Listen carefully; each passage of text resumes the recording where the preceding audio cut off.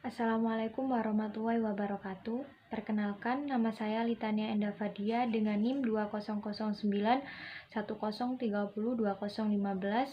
Prodi Sosiologi, Fakultas Ilmu Sosial dan Ilmu Politik, Universitas Jember. Di sini saya akan menjelaskan tentang sosiologi kebencanaan dengan menggunakan dua materi. Materi pertama yaitu menjelaskan tentang batasan sosiologi kebencanaan dan latar belakang munculnya sosiologi kebencanaan, serta perspektif masyarakat, hubungan lingkungan, dan kebencanaan. Materi kedua saya akan menjelaskan tentang dampak sosial bencana.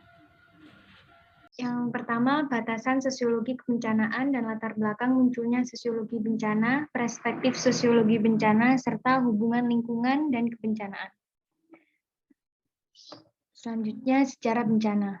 Bencana telah terjadi sepanjang kehidupan manusia. Sejak masa lalu, pula manusia telah menghadapi bencana alam yang berulang kali. Bukti bencana sendiri juga telah ada di kitab suci. Banyak orang menganggap bencana kemudian dijadikan mitos-mitos. Karena adanya mitos tersebut, kemudian masyarakat mengadakan ritual-ritual yang dipercaya menjauhkan dari bencana alam.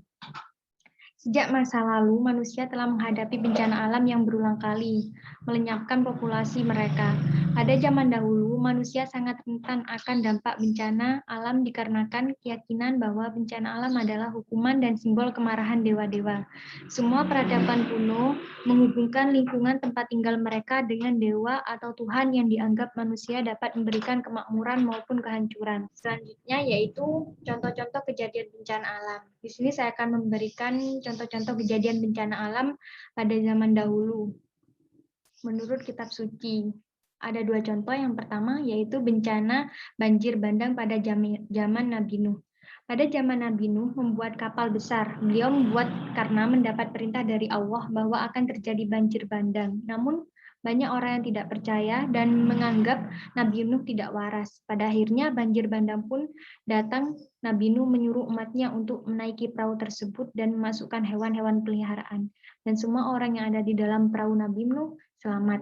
Yang kedua contohnya yaitu bencana gunung meletus zaman Nabi Lut.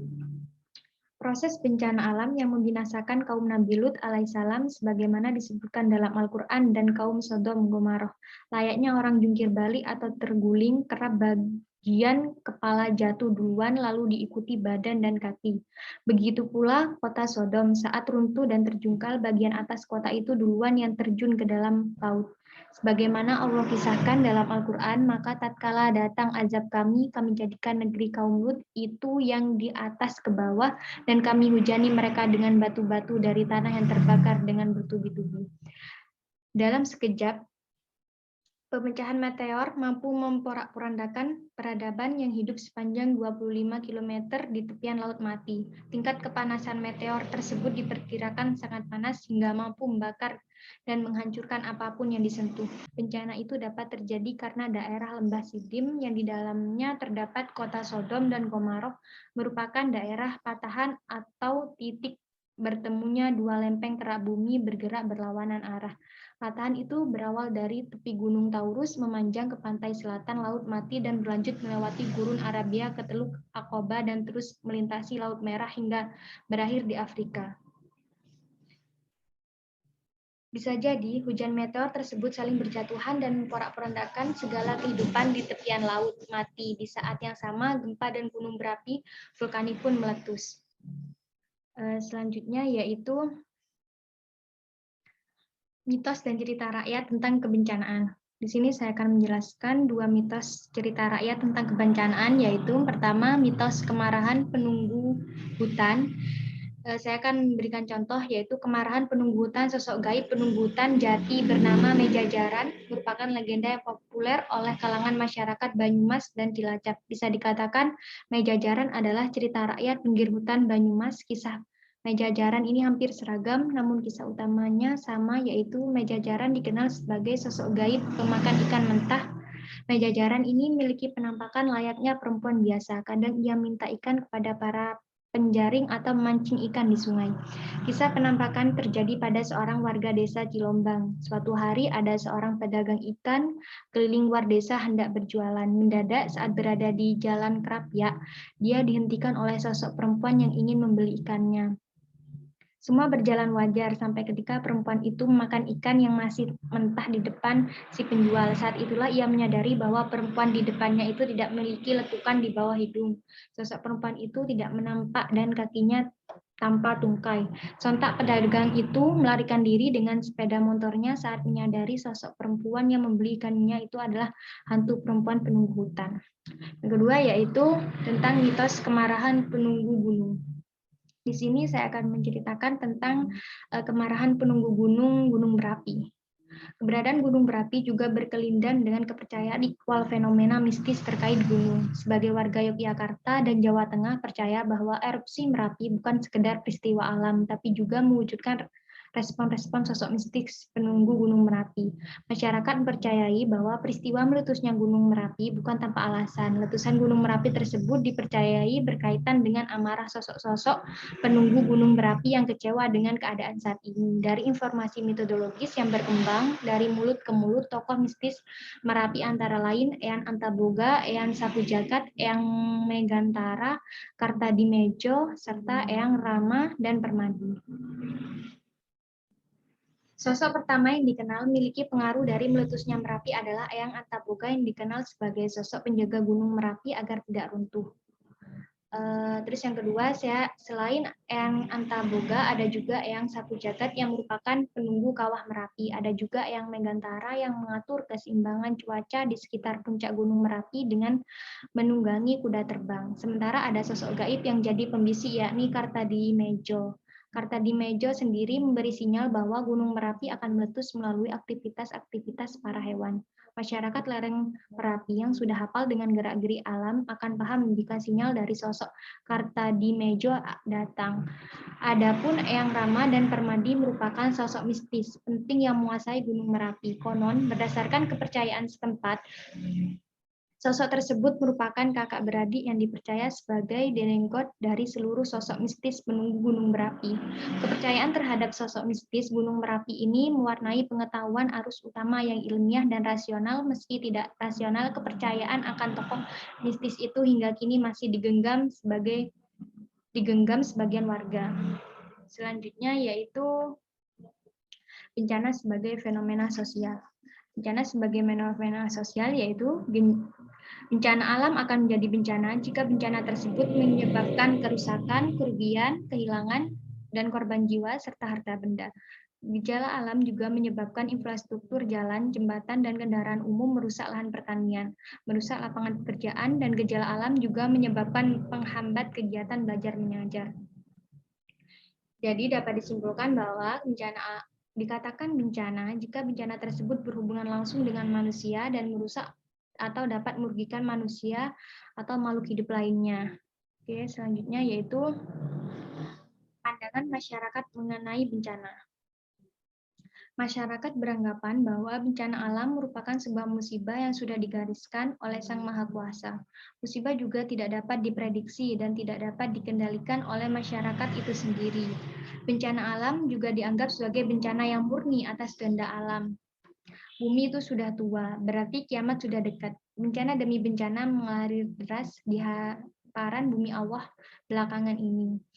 Silih berganti tidak ada yang dapat menghalaunya, apalagi memprediksinya secara akurat. Kehendak Allah siapa yang tahu, sebab hal tersebut 50.000 tahun sudah tertulis rapi di kitab Lauhul Mahfudz sebelum langit dan bumi diciptakan. Jangankan gempa bumi, gunung meletus, tanah longsor, banjir, apalagi tsunami. Lembaran daun di ranting yang jatuh ke bumi pun tanpa terkecuali atas kehendaknya. Manusia hanya bisa berbuat dan berdoa, sedangkan Sang Penguasa alam tetaplah berkuasa penuh atas ciptaannya. Hak prerogatif Allah tak bisa dipungkiri manusia. Teknologi hanya membantu, bukan penentu. Lantas, alam mau disalahkan? Sehingga kita latah menyebutnya bencana alam. Kita sangat lupa alam baik yang ada di langit maupun di bumi beserta isinya sejak diciptakannya sudah mengikuti alur mekanismenya. Alam selalu bertasbih kepada Robnya, tapi manusia memang tamak dan serakah kepada alam. Alam terganggu sehingga pencipta alam menjadi murka. Kemurkaan Allah ini yang hendaknya menjadi sadar bagi manusia bahwa bencana apapun bentuknya karena ulah manusia. Selanjutnya yaitu konstruksi tentang bencana alam. Belakangan ini banyak terjadi bencana alam. Alam kadang seringkali memberikan isyarat melalui tanda-tanda. Namun manusia zaman sekarang sudah sibuk dengan rasionalitas dan bahkan tidak mampu membaca tanda-tanda tersebut. Bencana bukanlah suatu peristiwa yang tiba-tiba tidak terelakkan, tetapi menjadi bagian integral dalam kehidupan yang rutin dan normal. Tidak semua fenomena alam harus menjadi sebuah bencana, karena tergantung kerentanan baik individu, lingkungan, sosial, dan ekonomi. Kerentanan tidak hanya bersifat fisik, namun juga mentalitas dan kapasitas masyarakat yang lemah dalam sejarah kehidupan untuk menghadapi bencana. Bencana sebagai sebuah ujian untuk keterbatasan daya tahan manusia. Contohnya seperti kasus gempa bumi. Untuk menanggulangi agar tidak memakan lebih banyak korban dan merusak infrastruktur terlalu banyak, karena itu sangat disarankan bagi masyarakat untuk memilih konstruksi bangunan tahan gempa ketika akan membangun hunian ataupun bangunan lainnya. Bangunan tanah gempa akan memperkecil kerugian yang diderita ketika bencana terjadi dan akan memberikan keamanan lebih. Salah satu penyebab besarnya kerusakan yang terjadi setelah bencana gempa adalah struktur bangunan yang tidak sesuai dengan standar keamanan gempa bumi. Tak hanya menyebabkan kerugian materi yang besar, kerusakan bangunan yang terjadi ketika gempa juga membuat lebih banyak korban jika memang bencana alam seperti gempa tak dapat dihindari atau dihentikan, tapi dampaknya bisa diminimalkan. Untuk meminimalkan korban akan kerugian material saat terjadi gempa, salah satu cara yang bisa dilakukan adalah membangun bangunan tahan gempa. Berikut beberapa hal yang perlu diperhatikan saat membangun bangunan tahan gempa, yaitu struktur bangunan tahan gempa, konstruksi bangunan tahan gempa, yaitu bangunan yang bisa merespon gempa dengan sikap bertahan dari keruntuhan dan bersifat fleksibel untuk merendam getaran gempa. Bangunan tahan gempa merupakan bangunan yang dirancang dan diperhitungkan secara analisis, baik kombinasi beban, penggunaan material, dan penetapan massa strukturnya. Ciri-ciri fisik bangunan tahan gempa adalah memiliki struktur sistem penahan gaya dinaki gempa, memiliki sistem penahan gempa, dan konfigurasi strukturnya memenuhi standar anti gempa. Jika ingin membangun bangunan tahan gempa, Anda harus berkonsultasi terlebih dahulu dengan perusahaan jasa konstruksi berpengalaman sehingga hasilnya maksimal. Yang selanjutnya yaitu dampak sosial bencana. Pengertian bencana. Bencana adalah suatu peristiwa alam yang mengakibatkan dampak besar bagi populasi manusia. Peristiwa alam dapat berupa banjir, letusan gunung berapi, gempa bumi, tsunami, tanah longsor, badai salju, kekeringan, hujan es, gelombang panas, hurikan, badai tropis, taifun, tornado, kebakaran liar, dan wabah penyakit.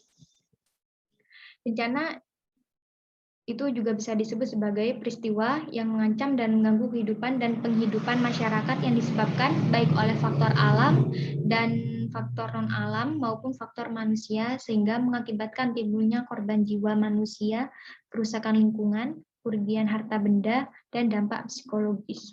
Selanjutnya yaitu jenis-jenis bencana. Jenis-jenis bencana di sini ada 3, yaitu yang pertama bencana non-alam, bencana non-alam.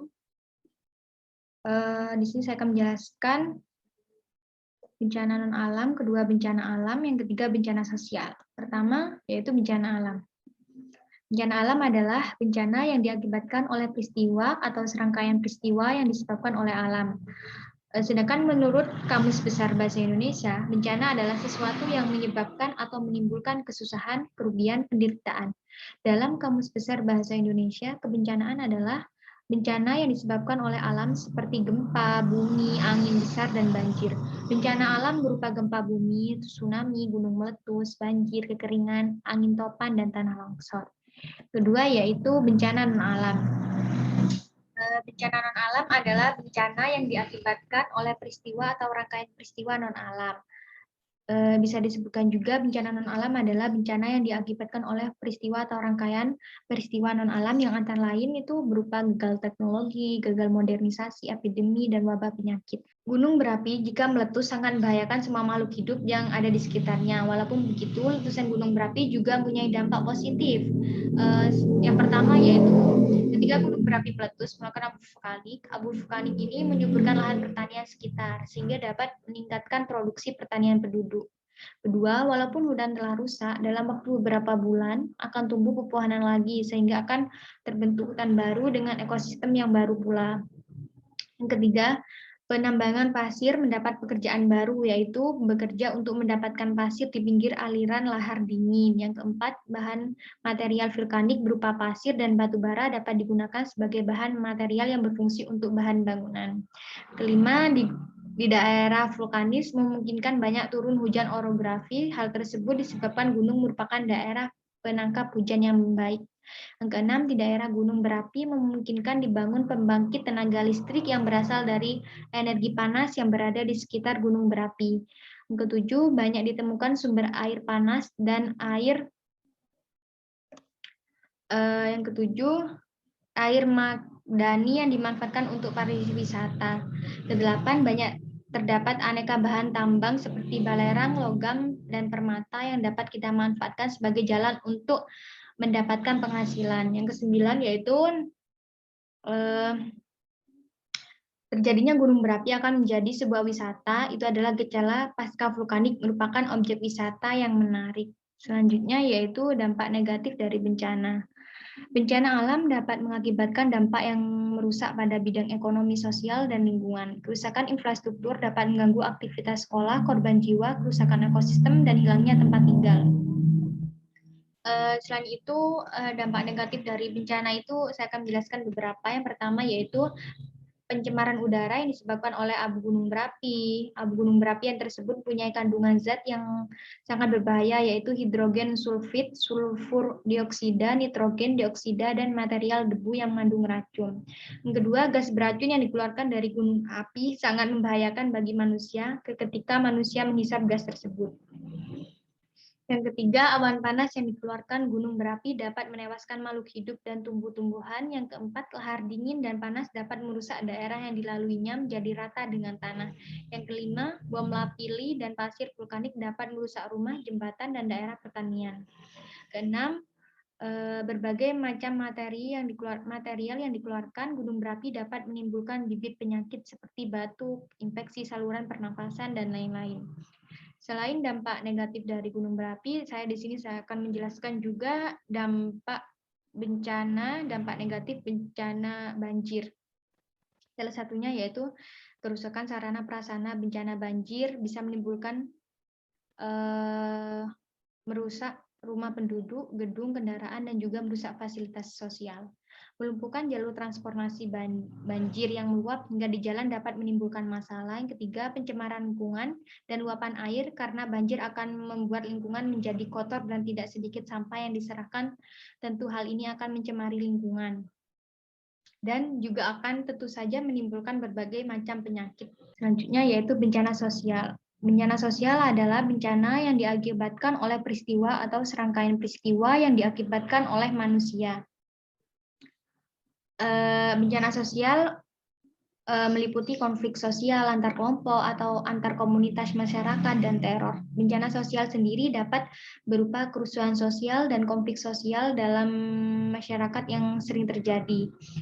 Tak dapat dipungkiri, kemajemukan bangsa yang memiliki ragam etnis, bahasa, budaya, dan agama menjadi kerawan apabila perbedaan sudut pandang dan perbedaan pendapat tidak ditemukan jalan tengah. Bila tak dapat diredam dan dikelola dengan semangat kebinekaan, maka bencana sosial berwujud konflik pun tak dapat dielak. Perbedaan kepercayaan, perbedaan tingkat kesejahteraan, bahkan hingga perbedaan warna kulit dan ras yang mencolok pun akan dimanfaatkan oleh pihak-pihak provokator sebagai api ganas konflik dan kerusuhan. Lantas bagaimana cara kita menyikapi hal tersebut sebagai upaya mitigasi bencana sosial? Di sini saya akan menjawabkan dua cara untuk menanggulangi tersebut. Yang pertama yaitu menimbulkan kesadaran dini dari kita bangsa yang dibangun dengan gotong royong, saling bahu-membahu dalam kesulitan, dan setiap warga negara menerapkan Pancasila dalam hidup berbangsa dan bernegara. Yang kedua yaitu memberikan pengalaman terhadap objek-objek vital di lokasi yang strategis. Yang selanjutnya yaitu dampak bencana. Dampak bencana dapat mengakibatkan pada kerusakan di bidang ekonomi, sosial, dan lingkungan. Kerusakan infrastruktur dapat mengganggu aktivitas sosial. Dampak dalam bidang sosial mencakup kematian, luka-luka, sakit, hilangnya tempat tinggal, dan kekacauan komunitas. Sementara kerusakan lingkungan dapat mencakup hancurnya hutan yang melindungi daratan peradabannya. Ketidakberdayaan manusia akibat kurang baiknya manajemen darurat yang menyebabkan kerugian dalam bidang keuangan, struktural, dan korban jiwa. Kerugian yang dihasilkan tergantung pada kemampuan manusia untuk mencegah dan menghindari bencana serta daya tahannya. Menurut Bancroft, bencana muncul bila bertemu dengan ketidakberdayaan. Artinya adalah aktivitas alam berbahaya dapat merubah menjadi bencana alam apabila manusia tidak memiliki daya tahan yang kuat. Selanjutnya, saya akan menjelaskan dampak positif dan dampak negatif bencana. Yaitu pertama, dampak positif bencana.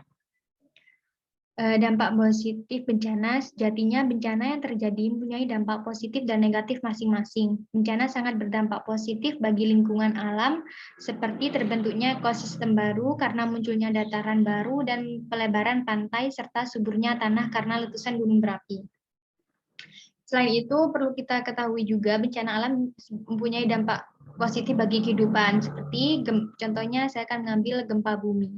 Gempa bumi yang membuat mineral dan batu mulia naik ke permukaan sehingga lebih mudah untuk ditambang. Dan, selanjutnya, letusan gunung berapi yang membuat tanah menjadi lebih subur karena abu vulkanik yang mengedap. Yang ketiga, gempa bumi yang membuat dataran-dataran baru dan pelebaran pantai. Yang keempat, meningkatkan kewaspadaan manusia. Yang kelima, memicu ilmuwan-ilmuwan yang menciptakan teknologi baru yang bisa meminimalisir kemungkinan terjadi bencana alam yang di masa yang akan datang. Selain itu ada dampak positifnya untuk menjadi tempat untuk membantu masyarakat yang kesusahan, yaitu dengan menyatukan antar lembaga masyarakat, meningkatkan tingkat kepedulian. Selanjutnya yaitu macam-macam dampak bencana. Sini macam-macam dampak bencana, saya menyebutkan ada 9, yaitu terhadap ekonomi. Menteri Keuangan Sri Mulyani Indrawati mengatakan bahwa bencana alam dapat menjadi salah satu faktor terjadinya gangguan pada perekonomian. Pernyataan tersebut disampaikan dalam rapat kerja gubernur seluruh Indonesia dengan tema optimalisasi peran pemerintah daerah dalam penanganan radikalisme, terorisme, dan bencana di Hotel Bidakara, Jakarta. Menkeu memberikan contoh bagaimana bencana alam seperti tsunami di Aceh dan gempa di Jogja mempengaruhi terhadap perekonomian, yaitu potensi hilangnya pendapatan domestik bruto. Yang kedua yaitu dampak bencana terhadap politik. Bagaimana hubungan bencana dengan politik? Dalam pengalaman Indonesia, bencana bisa menjadi momentum untuk perdamaian dan rekonsiliasi politik. Contohnya di Aceh setelah konflik berdarah-darah selama beberapa tahun. Kasus ini terlihat dalam bencana tsunami Aceh pada 26 Desember 2004. Bencana dahsyat yang menewaskan sekitar 160.000 jiwa itu memaksa pemerintah Indonesia berunding dengan pimpinan Gerakan Aceh Merdeka yang menghasilkan persetujuan Helsinki. Dengan begitu, bencana tsunami Aceh menjadi blessing in disguise bagi NKRI. Bencana demi bencana di tanah air juga mengundang parpol atau elite politik turun tangan. Gejala ini tidak unik di Indonesia, tetapi juga bahkan di Amerika Serikat. Di Amerika Serikat menyimpulkan bahwa bencana alam sejak dari gempa sampai tornado dapat meninggalkan bekas tidak terhapuskan dalam karir politik seseorang. Kecepatan figur politik dalam turut menangani korban bencana dapat memberikan manfaat baginya sebab dengan begitu ia telah melakukan kampanye tanpa kampanye. Keterlibatan elit politik dan parpol di tanah air mewujud dalam pemberian bantuan berbarengan dengan pemasangan bendera parpol masing-masing di wilayah terlanda dan terdampak bencana. Keadaan ini kadang-kadang mengesankan adanya perang bendera di antara parpol berbeda. Selanjutnya yaitu macam-macam dampak bencana terhadap lingkungan. Saya akan berikan contoh di sini tentang bencana banjir. Apabila banjir datang, jumlah air bersih pun otomatis berkurang. Padahal air bersih sangat dibutuhkan dalam keadaan seperti ini. Kerusakan sarana-prasarana banjir dapat merusak sarana dan prasarana karena terjangan banjir dapat merusak berbagai fasilitas umum, kendaraan, rumah, sampai merubuhkan jembatan. Kedua yaitu pencemaran lingkungan. Luapan banjir akan membuat lingkungan kotor dan tidak sedikit sampah yang tergenang oleh banjir. Selain itu, banjir juga membawa berbagai macam penyakit seperti diare, demam tifoid, dan leptospirosis. Yang keempat yaitu dampak bencana terhadap infrastruktur. Menurut BNPB, kerugian akibat bencana alam sekitar 40 triliun per tahun. Kerugian akibat bencana alam juga merusak beberapa infrastruktur di bidang transportasi. Bencana alam juga terjadi seperti banjir, tanah longsor, angin puting beliung, gempa bumi, gunung meletus. Akhir-akhir ini terjadi di Indonesia. Sehubungan dengan curah hujan yang meningkat, khususnya di Kulon Progo, berdampak besar terjadinya hujan dengan intensitas besar dan berakibat tanah longsor. Tanah longsor yang terjadi menyebabkan dampak yang begitu besar, terutama kerusakan pada infrastruktur jalan. Tanah longsor yang terjadi berdampak tertutupnya jalan sehingga aktivitas masyarakat menjadi terganggu, bahkan ada yang memutus jalan sehingga masyarakat harus mencari jalan alternatif yang memutar jauh akibat hal tersebut. Beberapa kerusakan infrastruktur jalan yang terjadi harus ditangani secara cepat.